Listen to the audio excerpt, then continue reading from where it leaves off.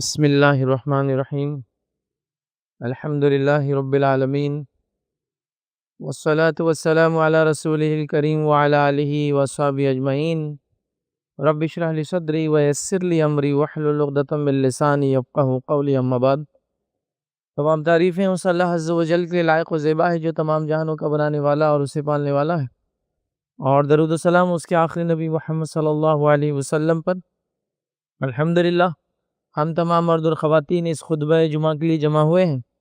انشاءاللہ عزیز اس مختصر سے وقت میں جس عنوان پر میں روشنی ڈالنے کی کوشش کروں گا وہ ہمارا پچھلے جمعہ میں یا پچھلے کئی جمعہ میں ہم ایک سیریز دے رہے تھے، اسی کی ایک کڑی رہیں گی، اور آج کی کڑی میں جو بات میں آپ کے سامنے رکھنے کی کوشش کروں گا وہ بات وہ ہوں گی کہ فرشتوں کی دعائیں کن لوگوں کے لیے۔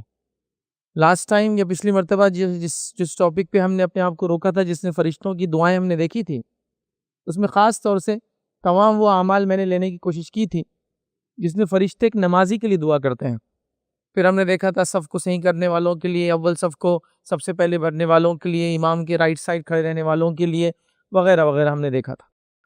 تو آئیے آج انشاءاللہ عزیز اس کڑی کو آگے بڑھاتے ہیں اور چند باتیں یا چند اور بھی اعمال، اب اس کے اندر چیدہ الگ الگ اعمال ہے، اس میں اب کوئی مخصوص نہیں ہے کہ ایک جیسے، وہ الگ الگ چیزیں ہیں جن کے تعلق سے احادیث کے اندر آتا ہے کہ فرشتے ان لوگوں کے لیے دعائیں کرتے ہیں۔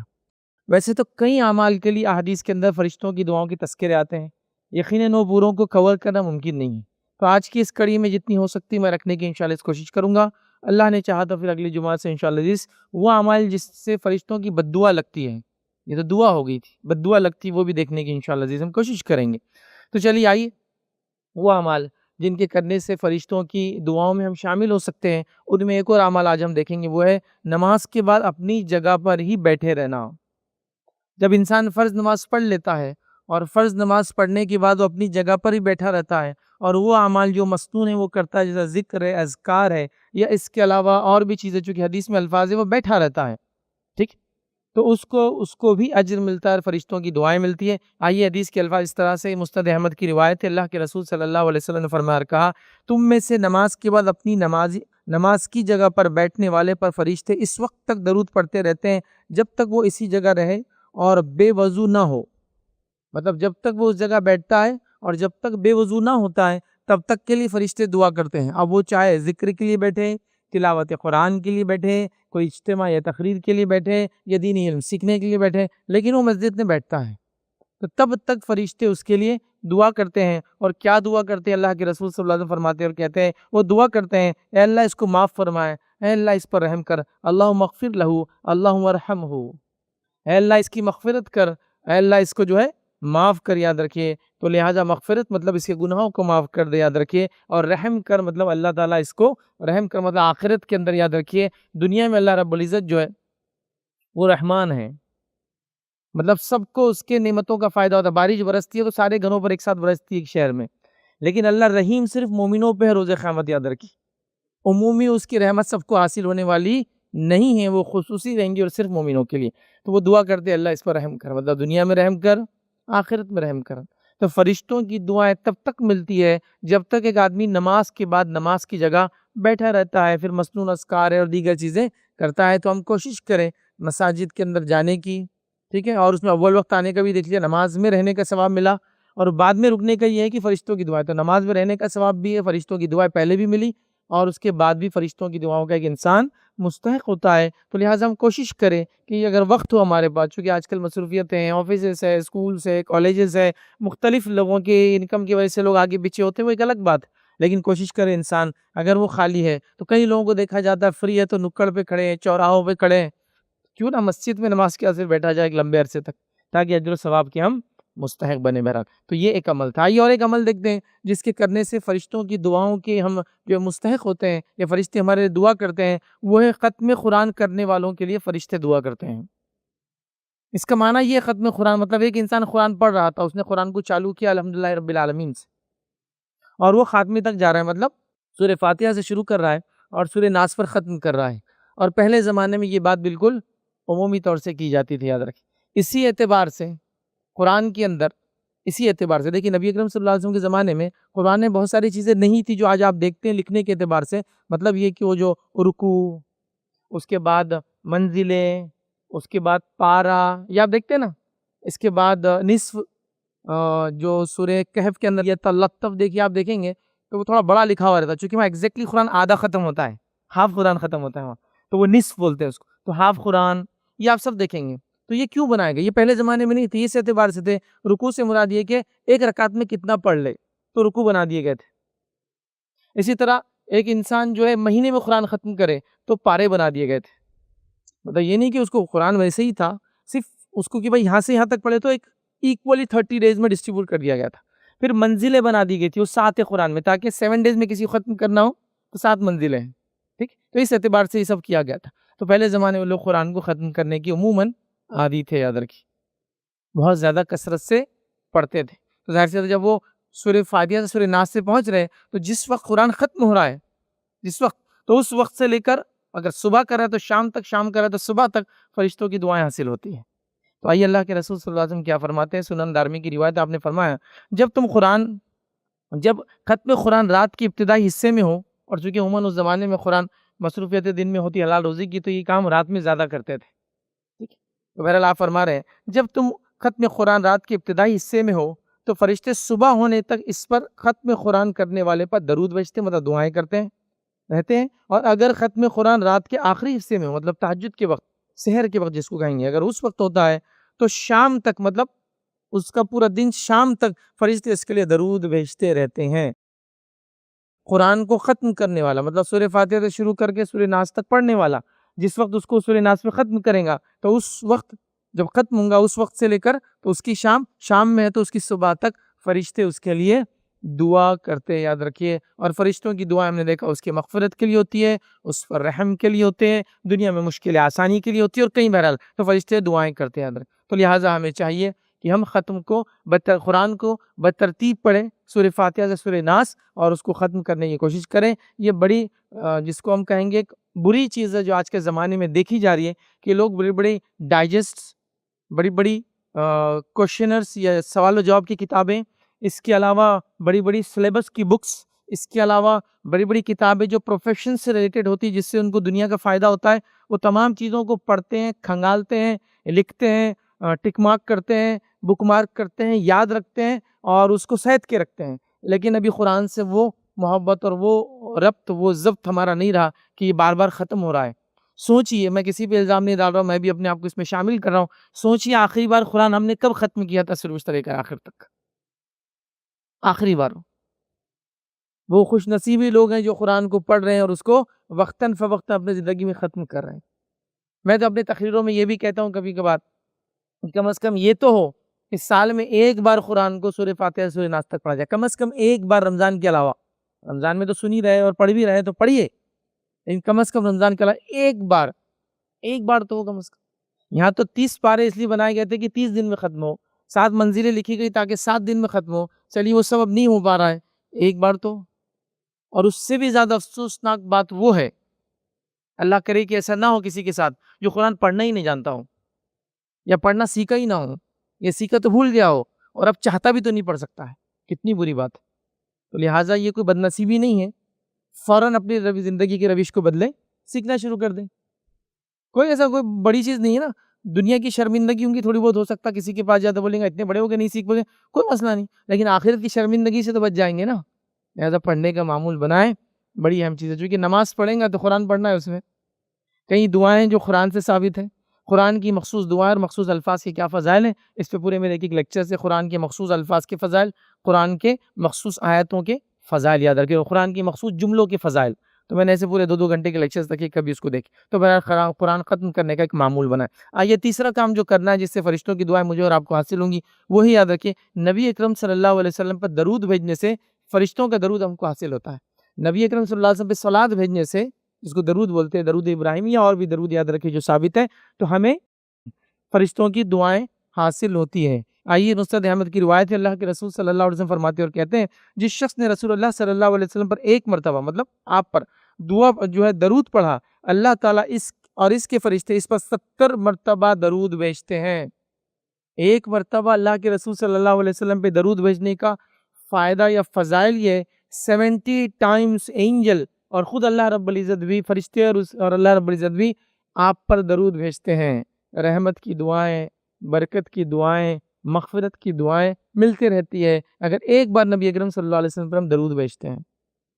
تو اس کو معمول بنا لیں۔ اور ایک چیز جو ہم کر سکتے ہیں، جو مخصوص وظیفے میں بھی شامل کر سکتے ہیں آپ، دیکھیے وظائف بہت زیادہ ثابت نہیں، میں پہلے بتا دوں، دعائیں بہت ثابت ہیں، ہاں پر وظیفوں کا کوئی چکر چلتا، پورا دین ہی وظیفوں پہ ٹکا دیا ہم نے۔ لیکن یہ وظیفہ ثابت ہے کہ صبح 10 مرتبہ اللہ کے رسول پہ درود بھیجنا اور شام میں 10 مرتبہ بھیجنا، یہ ثابت ہے وظیفہ۔ ایک مرتبہ اللہ کے رسول پہ درود بھیجنا 10 درجے بلند ہو جاتے ہیں، 10 گناہ معاف ہو جاتے ہیں، اللہ رب العزت بڑے اس کے فضائل یاد رکھے۔ تو لہٰذا 10 مرتبہ 10 مرتبہ کم از کم ڈے میں رکھیے۔ چلیے اب یہ بھی نہیں ہو رہا، نہیں کر پا رہے، تو کبھی بھی جب دل بولا ایک مرتبہ تو ہو جائے، at least in a day, ایک دن میں نبی اکرم صلی اللہ علیہ وسلم جنہوں نے آپ کے اور میرے لیے اتنی قربانیاں دی کہ آخرت میں بھی جو ایک دعا آپ نے اٹھا کے رکھی وہ اپنی ذات کے لیے نہیں ہے، وہ امت کے لیے ہے۔ تو اتنے شفیق، اتنے مہربان، اتنے رحیم، اتنا سوچنے والے اپنی امت کا، اور امت ایک بار بھی درود نہ بھیجے۔ باپ نے کچھ کر دیا احسان تو زندگی بھر یاد کر رہے ہیں، چچا نے احسان کر زندگی بھر شکریہ ادا کر رہے ہیں کہ چچا کا احسان تھا۔ نبی اکرم صلی اللہ علیہ وسلم پر ایک بار درود بھیجنا یہ دعا ہے نا، جیسے آپ احسان کو یاد کر رہے ہیں تو یہاں اپنے نبی کو یاد کرنا ہے نا، یہ شکرانے میں ہے، آپ پر درود بھیجنا، اس کے خود ہم کو بھی فائدے ہیں، لیکن بھیجنا چاہیے۔ ہم اس معاملے میں بھی کوتا ہو گئے، یاد رکھیں بڑے کوتا ہو گئے۔ تو درود بھیجنا، اللہ کے رسول صلی اللہ علیہ وسلم ایک مرتبہ کا درود 70 مرتبہ کی دعائیں لاتا ہے۔ اب صبح شام 10 والا وظیفہ آپ کر لے جو ثابت ہے، تو یہاں تو 70 کے حساب سے ملٹیپل ٹائم کرتے جائیے۔ اور کچھ علماء لکھتے ہیں یہ جو 70 کی بات آتی ہے نا حدیث کے اندر، یہ ان لمیٹڈ کے لیے ہوتا ہے، بہت زیادہ کے لیے بھی استعمال ہوتا ہے عربی زبان، بہت ان لمیٹڈ بینیفٹس۔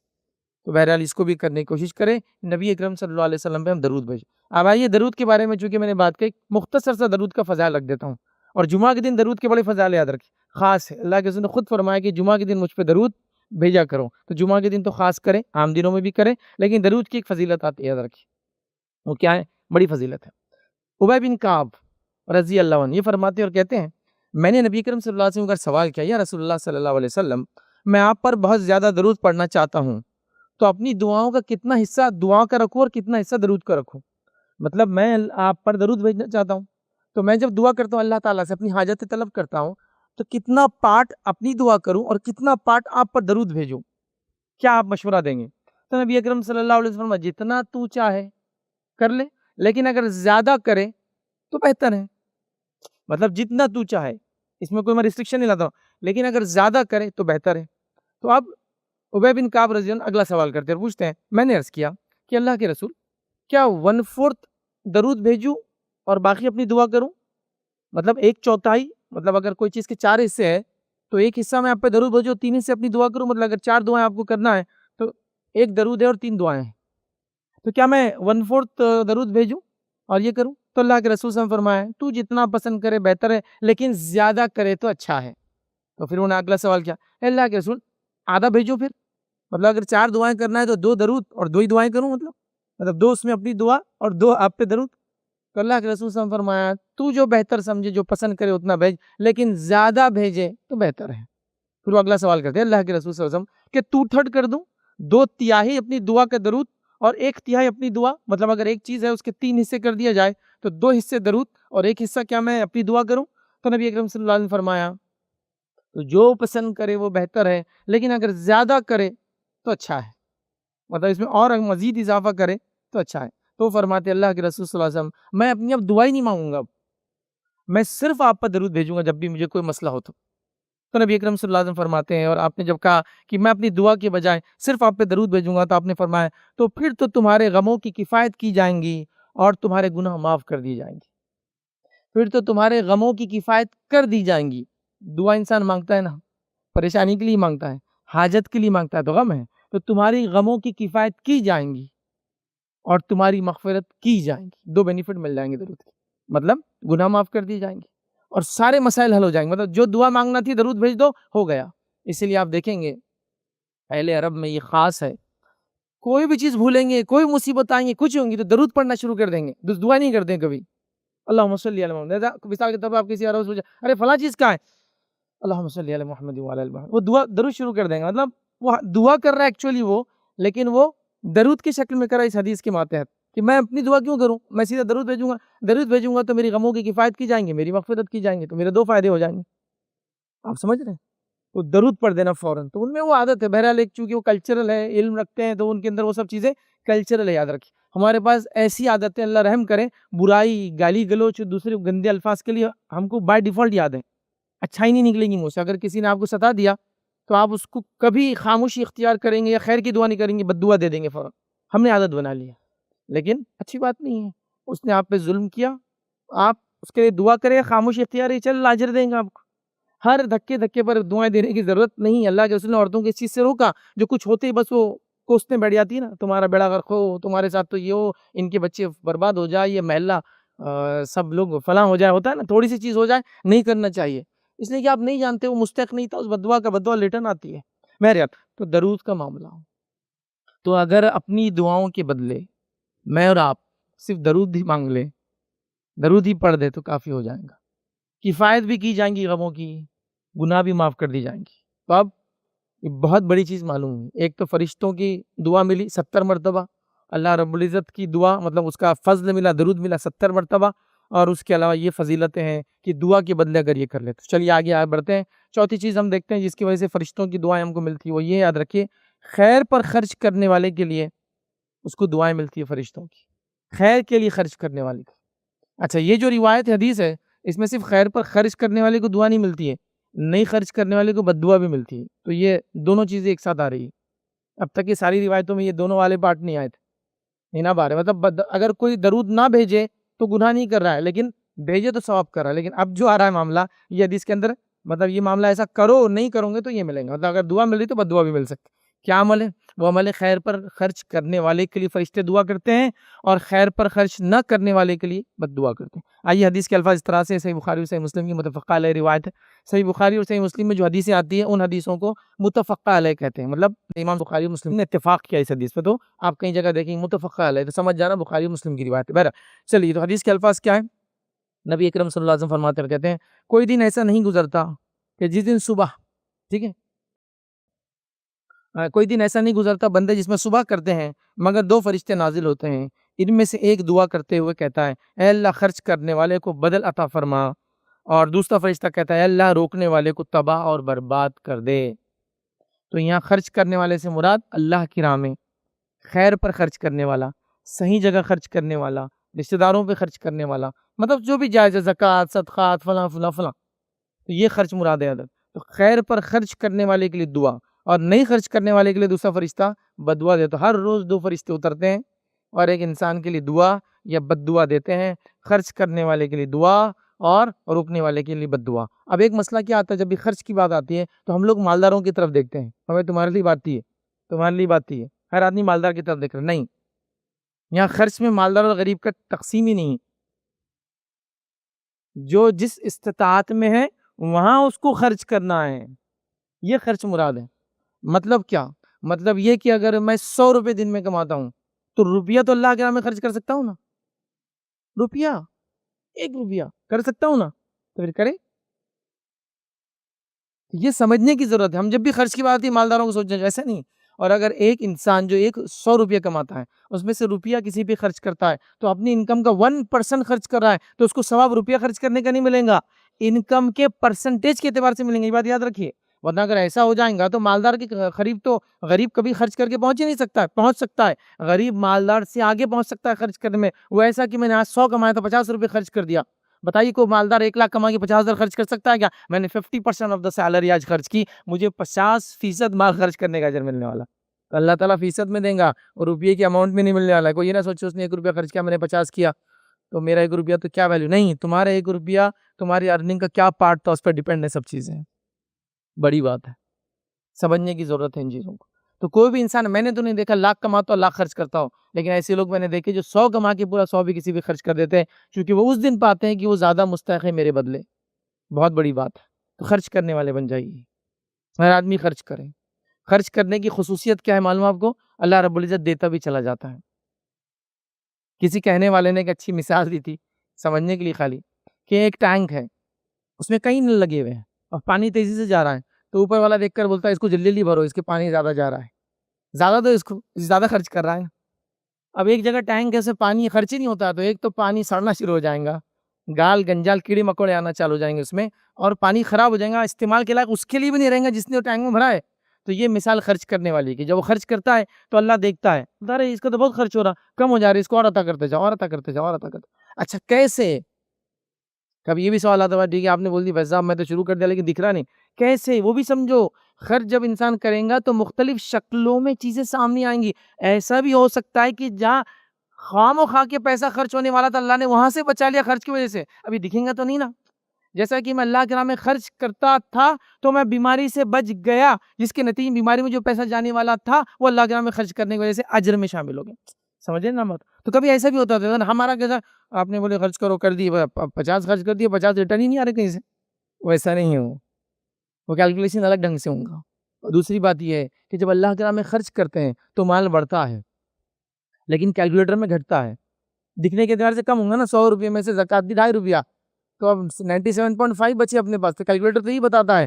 لیکن جب اللہ کے پاس وہ مال سچے دل سے چلا جاتا ہے تو برکتوں کی شکل میں واپس آتا ہے، اچھی صحت کی شکل میں واپس آتا ہے، نیک اولاد کی شکل میں واپس آتا ہے، امن و امان والے علاقوں کی شکل میں واپس آتا ہے، کئی اچھی شکلوں میں ریٹرن آتا ہے۔ تو وہ اس کا کوئی ایک نہیں ہے، کبھی کبھار مال کے اضافے کی شکل میں بھی واپس آتا ہے، اس میں بھی کوئی دو رائے نہیں ہے، اس میں بھی کوئی دو رائے نہیں کہ 100 گئے تو اللہ 200 دیں گا، یہ بھی کوئی مسئلہ ہے، اور 100 گئے اور اچھی صحت مل گئی، 100 گئے اولاد اچھی نکل گئی، یہ کچھ بھی ہو سکتا ہے۔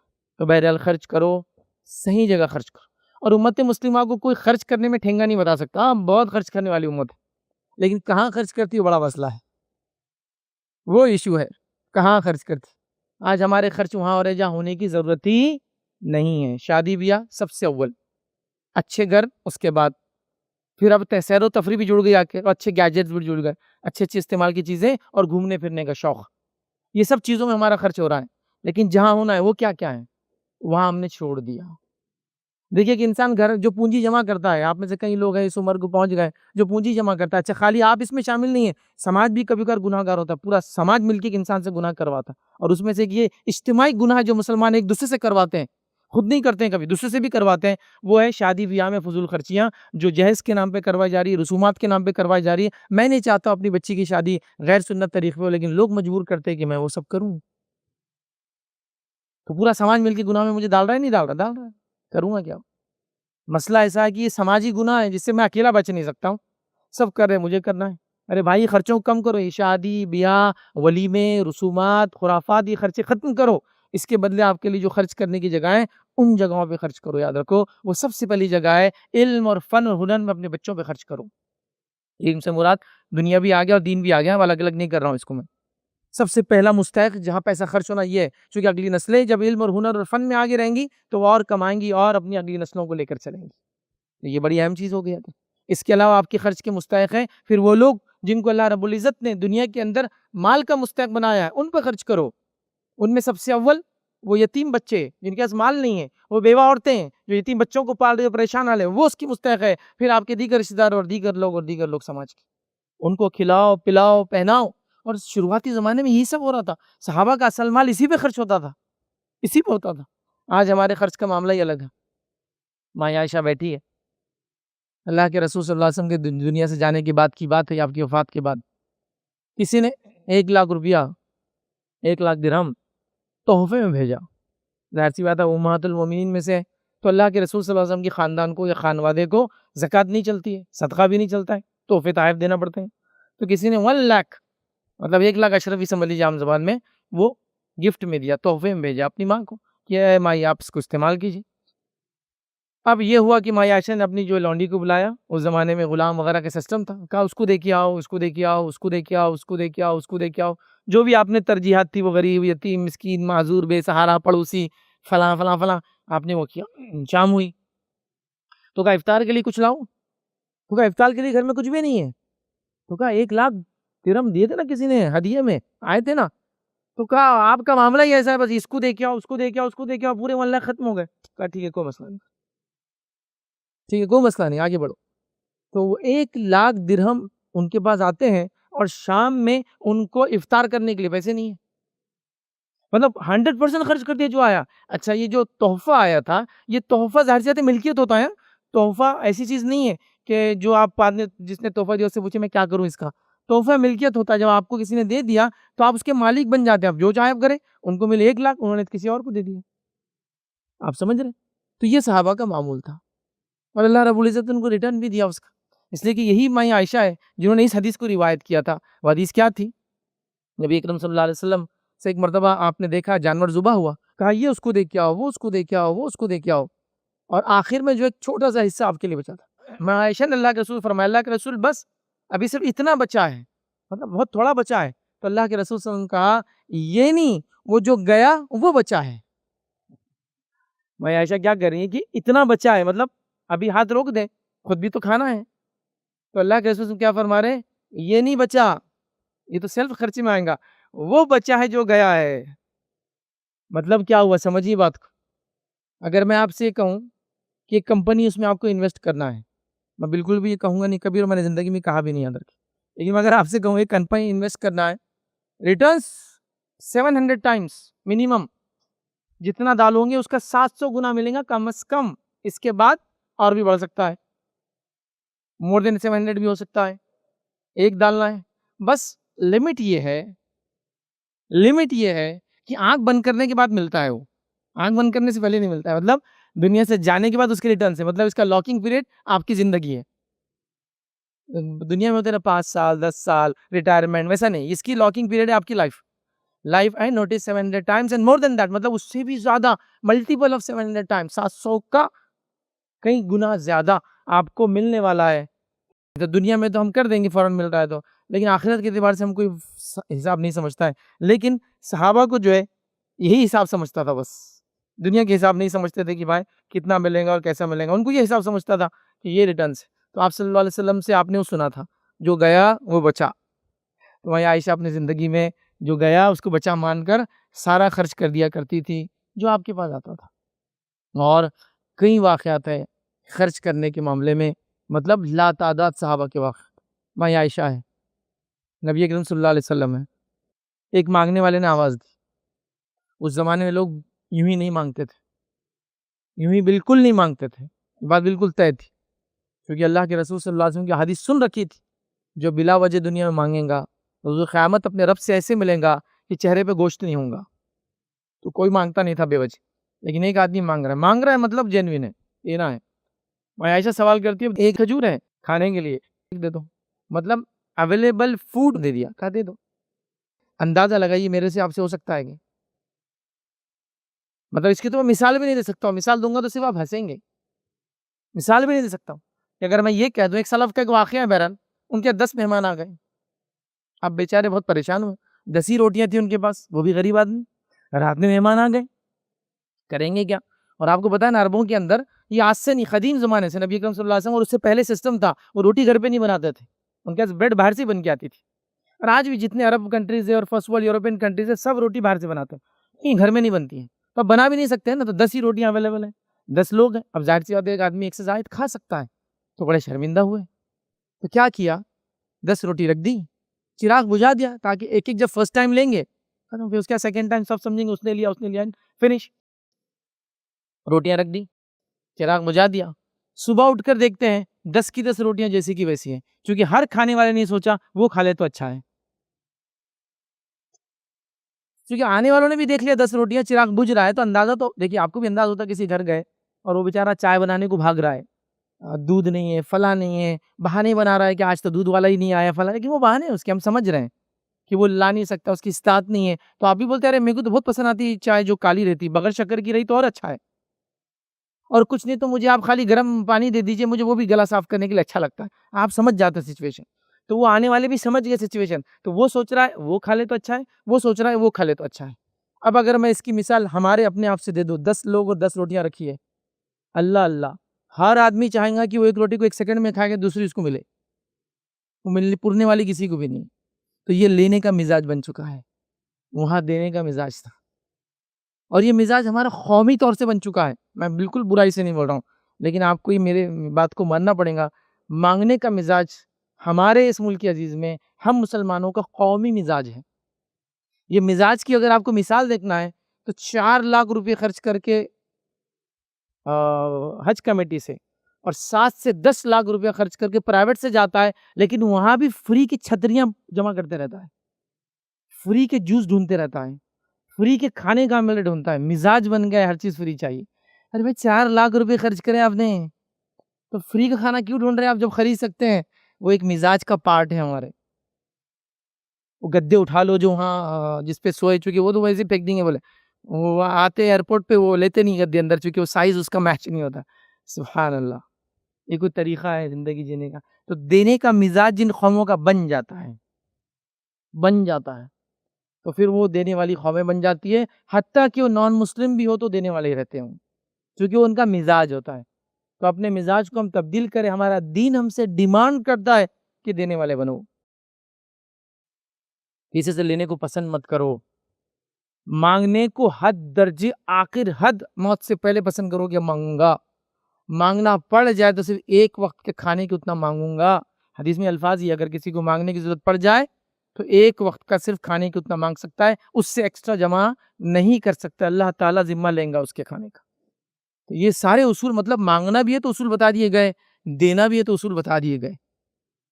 تو یہ ہم دین کے ماننے والے ہیں. تو ایک فرشتہ دعا کرتا ہے، دوسرا فرشتہ بد دعا کرتا ہے. تو لہٰذا دینے والے بنے، دعا میں شامل ہو. نہیں دیں گے تو بد دعا میں شامل ہوں گے. چونکہ بد دعا بھی ہمارا پارٹ نہیں تھا تو ہم اس کو چھوڑتے ہیں. اگلی بار موقع ملا تو دیکھنے کی انشاءاللہ کوشش کریں گے. یہ چند باتیں تھی جو میں نے مناسب سمجھی کہ فرشتوں کی دعائیں جن چیزوں سے ہم حاصل کر سکتے ہیں وہ کرنے کی ہم کوشش کریں. یہ بہت بڑی اور فضیلت کی بات ہے کہ ہم ایسے عمل کریں جس سے فرشتوں کی دعاؤں کی ہم انشاءاللہ مستحق بنیں. اسی پر اپنی بات کو میں ختم کروں گا. اللہ رب العزت سے دعا ہے کہ اللہ سبحانہ تعالیٰ ہم نے جو کچھ کہا، جو کچھ سنا، اسے عمل کرنے کی ہمیں توفیق عطا فرمائے. اللہ رب العزت ہمیں فرشتوں سے محبت کرنے والا بنائے. اللہ رب العزت ہمیں فرشتوں کی محبت کا مستحق بنائے. اللہ رب العزت ہمیں فرشتوں کی دعاؤں کا جو مستحق بنائے. جب تک ہمیں زندہ رکھے، ایمان و اسلام پر زندہ رکھے، خاتمہ ایمان پر ہو. وآخر دعوانا الحمدللہ رب العالمین. سبحان ربک رب العزت عما یصفون وسلام علی المرسلین والحمدللہ رب العالمین.